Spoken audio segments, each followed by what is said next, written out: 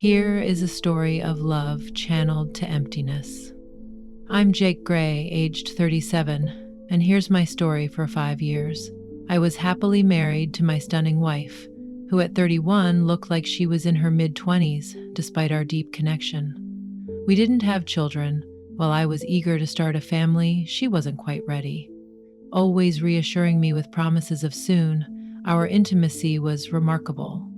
It wasn't just the physical aspect, it was the tenderness of her kisses and hugs that I cherished the most. I sought every opportunity to make love simply to feel close to her. Holding her in my arms brought me a sense of serenity and profound love.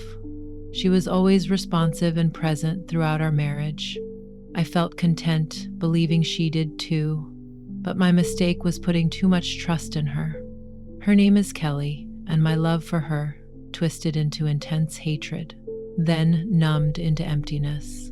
Some say the opposite of love is indifference, but that doesn't ring true for me. My love transformed into a chilling rage, leaving my soul hollow. Hollow, I doubt I'll ever recover. If the world were ablaze, I wouldn't bother extinguishing it for her. You're probably curious about what led a once loving man to become consumed by vengeance. It all began at last year's company Christmas party. Kelly always dressed provocatively for these occasions, drawing attention from other men. Initially, I didn't mind. It was flattering that the most desirable woman in the room was mine. Yet I couldn't shake the thoughts running through every man's mind. As they gazed at her, she was wearing a dress that didn't leave much to the imagination. I was married to a woman who looked like a walking wet dream. I wondered who she was trying to impress. Usually I'm not a jealous guy, but what's mine is mine. As long as there was no doubt about that, we were okay. I told Kelly before we left that a lot of men would be hitting on her, and that I trusted her to not let anything go down. So that would be disrespectful to herself or me. I'm not a man who would tolerate it. My fellow martial arts partners call me the Crusher for a good reason. They all know I can be a mean son of a Kelly.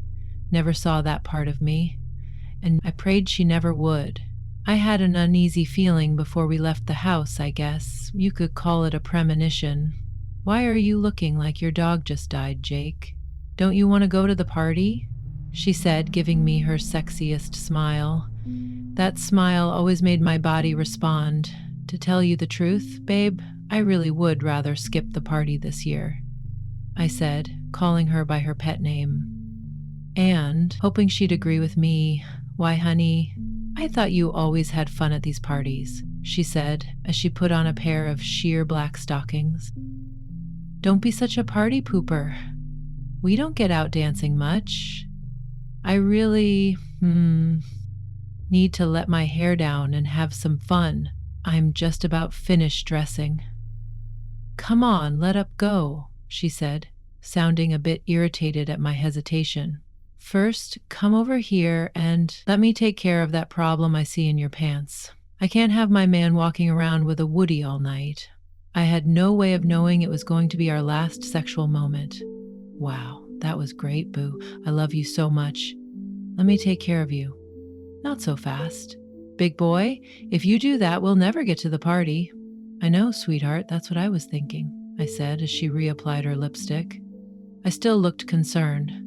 Didn't I make you happy, honey? There's still something on your mind. Something wasn't right. She was too excited about that damn party. It's just that last year, the party got a little too wild for my taste. There was a lot of ass grabbing going on. People start drinking and acting stupid. You know, crowds make me nervous. Since Jim became the vice president of the company, he has hit on every woman in the office. There's a rumor that he's had sex with several of them.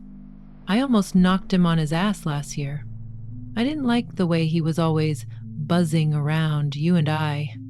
Surely didn't like the way he danced with you, Jim. Was the president's nephew the slimy piece? A thought. The sun rose and set in his ass. He was married and had 2 kids.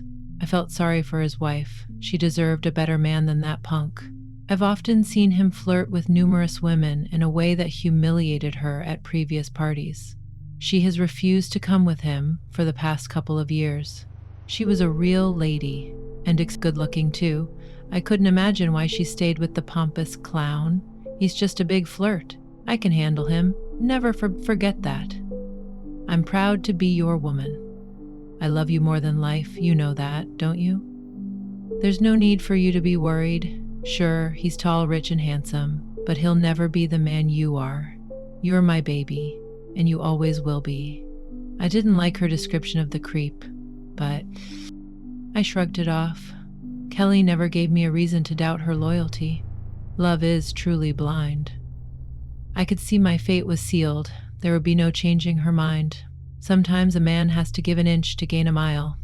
I didn't want anything to interfere with my plan to make mad, passionate love with her when we got home.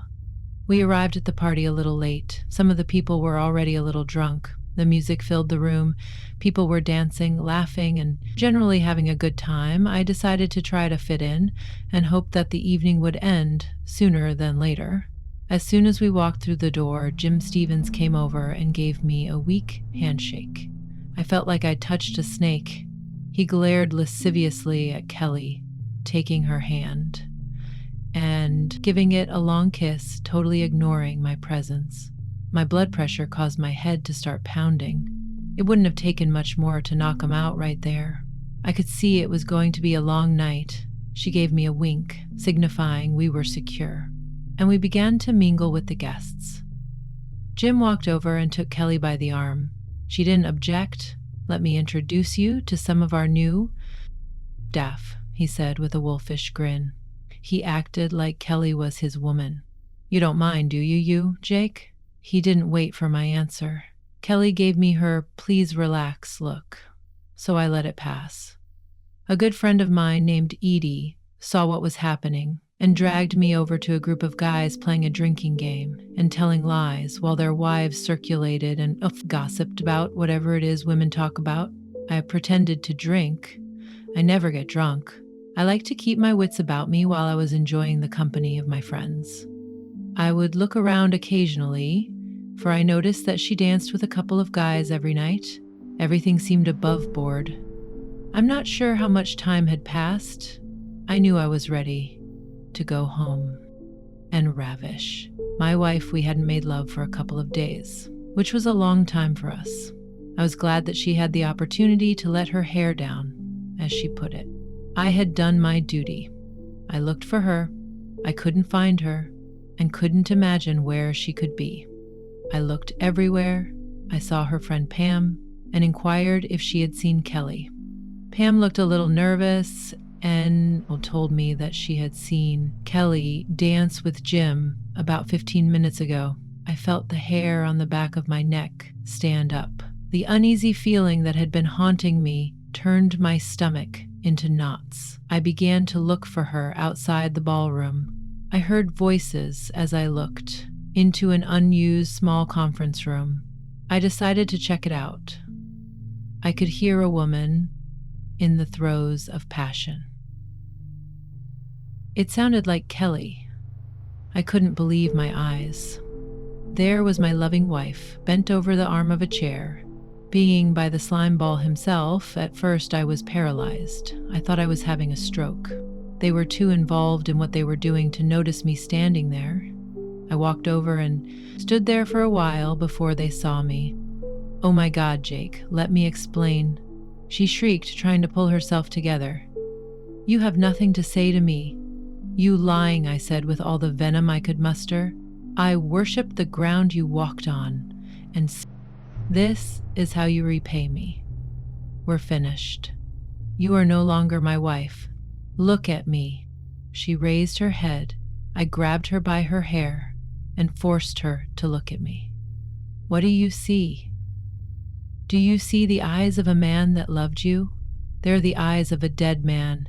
You killed my heart and soul tonight. Now I see why you were so eager to come to that damn party. You wouldn't be because you were saving your cheating for this dirtbag at that. She let out an agonizing cry. No, no, I don't try to talk your way out of this. You've been busted. She was terrified. She tried to speak, but no words came out. All the time I was berating my Tsunabe ex-wife, Jim just stood there, looking amused. At that moment, 3 of my buddies entered the room. Edie, Paul, and Dave. I guess Pam told them there was going to be trouble. They stood there, frozen. Nobody knew what to say. I turned to Jim. And you piece of... I should kill you. Where you stand if you try anything. I'll have you arrested for assault and my uncle will fire you. Maybe I'll just kick your ass for the hell of it. I've already had your precious wife several times. He was sneering at me. You and your uncle, I growled. I decided to not only humiliate him, I was going to make him suffer. And Bear Kelly too. He was a few inches taller than me. Not that it mattered. I wanted him to try to kick my ass. The prick had no idea what I'm capable of. I allowed my anger to dull the pain as I looked at the woman I would have gladly given my life for. We both knew that what she had done was unforgivable. There could be no excuses or forgiveness. Our life together was over as badly as I wanted to kill him. She wasn't worth spending the next 25 years in prison. Your ass is mine. You will pay for your disrespect, I said, looking him in the eye. I wasn't reacting as he expected me to. I was blocking his exit deliberately. I could see the indecision on his face. He decided to bluff his way out and push me out of the way. That was a big mistake. I easily voided his hand and gave him a quick shot to his guts when he doubled over. I grabbed him around his neck and began slapping him with the palm of my hand. The first slap stunned him and twisted his head around as he hit the floor. I lost count as to how many times I slapped the now defenseless, whimpering garbage on the floor. All right, please, enough. No more, please, no more. He begged. Like the candy ass, he was not nearly enough. You will live to regret, over and over deciding to screw my wife. You took what was mine. When I'm finished, you will be divorced and disgraced. I'm going to sue you for alienation of affection. Then, I'm going to sue the company for your misconduct on company time. I'll be rich and you'll be you. Have messed with the wrong man. Hear me good. The wrong man. If a man's voice can sound murderous, mine did. 2 police entered the room. I looked at Kelly. I didn't forget about you. You gave up a good man in your marriage for this crying piece of you deserve each other. He attacked me. Arrest him. HK crazy. He yelled at the cops. They understood what was happening. It was self-defense, officer said. Eddie, when Jake caught him banging his wife, he tried to attack Jake. Is that right? The cop asked the other 2 men. Absolutely, officer said Paul. Jake was defending himself, answered Dave. They're lying. He assaulted me, pleaded Jim. He was close to hysterical. The cops looked at Kelly. She appeared to be in shock. Her lips moved, but no words came out. Are you all right, lady? Did you see what happened? She just sat there crying with her hands on her face. I could feel no pity for her. The love I had for her was compressed, somewhere in the back of my mind. Do you want to press charges against this man? The sergeant said, pointing at Jim. I could see their sympathies were with me, even though Jim was the one with the swollen face. But he came after me. He's crazy. I tell you, I didn't do anything. That's not what 3 witnesses saw. The other cop said, Officer lock his ass up. I'd be more than willing to press charges. Get him out of here, said the sergeant, looking at me with empathy. If there's anything I can do for you, let me know. Just call the station. Ask for Sergeant Connor, just I've been there too. I nodded at him in silent recognition of his understanding. We'll talk to you later, Jake said. Eddie, come on, guys. Let's go. Jake had some business to take care of. Eddie walked over to me and looked into my soul, then he hugged me. Hang tough, he said, then left the room. Now there were two people left. I picked up her panties off the chair and put them in my pocket. I had used for them later. Kelly had calmed down. It was easy to see she dreaded what was coming next. So did I. I felt an icy chill come over me. Something inside was broken. It was a numbing feeling. It allowed me to feel detachment from the woman I loved. I was a stranger to myself. I looked at Kelly and thought of that old cliche that she appeared to have been ridden hard and then put up wet. How does a man erase the woman he loves from his heart? I had no idea. I knew that I could never look at her in the same way again. I had to keep my anger.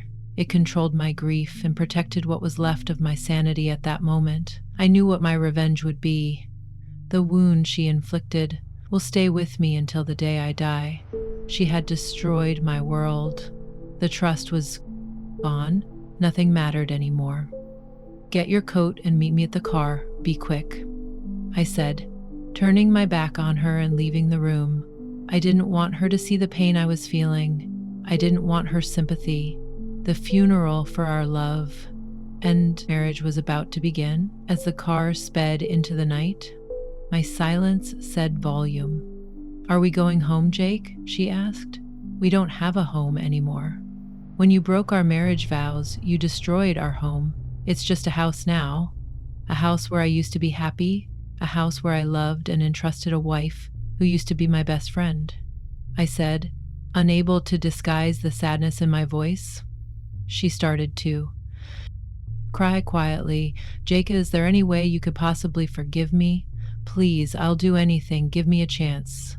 I'm sorry. I'm so sorry, she whispered. Do you think that I will ever forget what I saw tonight?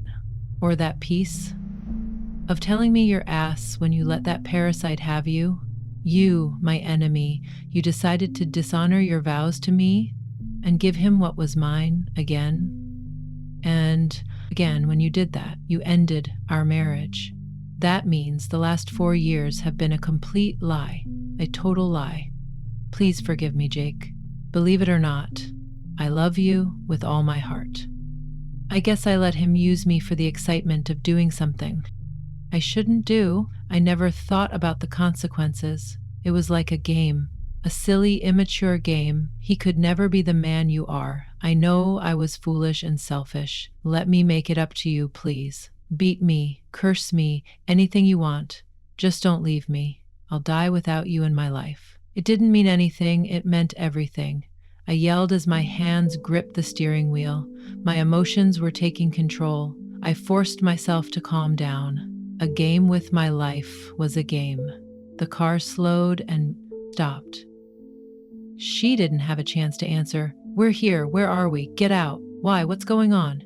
Her face showed concern and fear. Get your ass out of the car now. My tone left her no choice. Kelly followed me to the door. Mrs. Stevens? Yes. How can I help you? My name is Jake Gray. I used to work for your husband's company. May I speak with you a moment? Is Jim okay? What's this about? I had a firm grip on Kelly's arm as we entered the house. Please, come in, have a seat, she said. She was the kind of wife I thought I had. I was going to cause her pain. Jim would hurt much worse.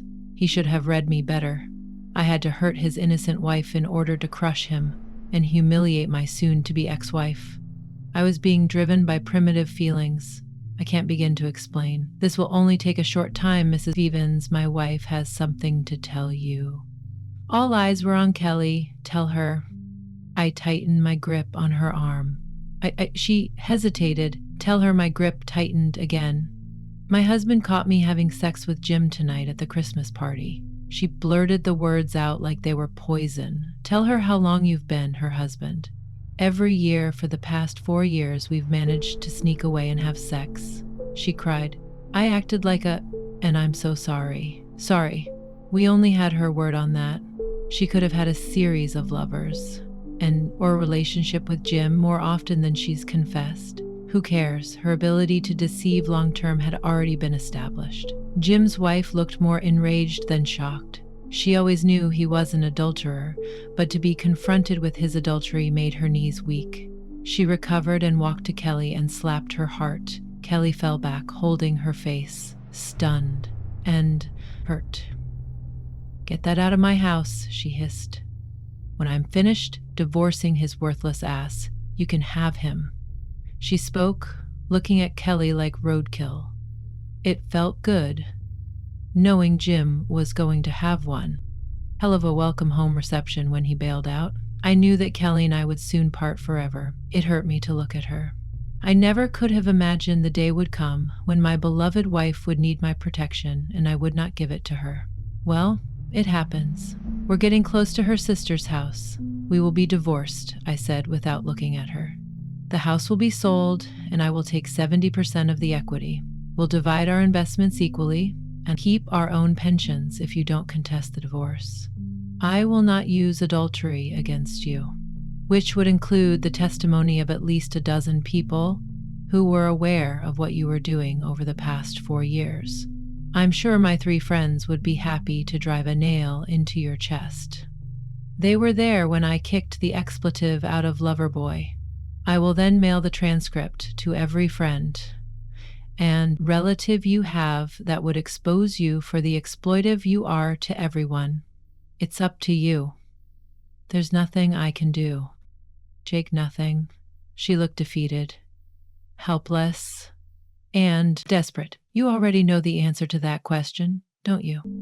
My determination to seek retribution against you will endure indefinitely, perhaps even indefinitely. How will you respond? I understand you well. Fundamentally, you are a decent woman whose momentary lapse in judgment has inflicted a heavy toll upon both of us. I acknowledge that you may have feelings for me, yet they hold no sway despite being for the most part a commendable spouse. Your self-centered actions have shattered multiple lives. You exhibit traits of selfishness and manipulation. Perhaps I chose to overlook these aspects throughout our marriage, but I won't make that error again. Your conscience will torment you, gradually consuming you. When you come to terms with my permanent departure, you'll plunge into profound sorrow and some longing you'll yearn for my absolution. Having forfeited my affection, I want you to carry the weight of remorse until your dying day, knowing that reconciliation is beyond reach for both of us. As the car halted in front of her sister's residence, I delivered my final words. You'll receive legal notice from my attorney soon. Do not return to our home until noon tomorrow. By then, I will have departed. I'll retrieve the remainder of my belongings when you're not present. It's over, Jake. 6 years of marriage evaporated in an instant. Farewell, with a heavy heart. I returned her panties, adding, "Take these with you." Tears streamed down both our faces as she stepped out of the car. To our listeners, if you follow this narrative to its conclusion, please consider hitting the subscribe button. Your support would be immensely appreciated.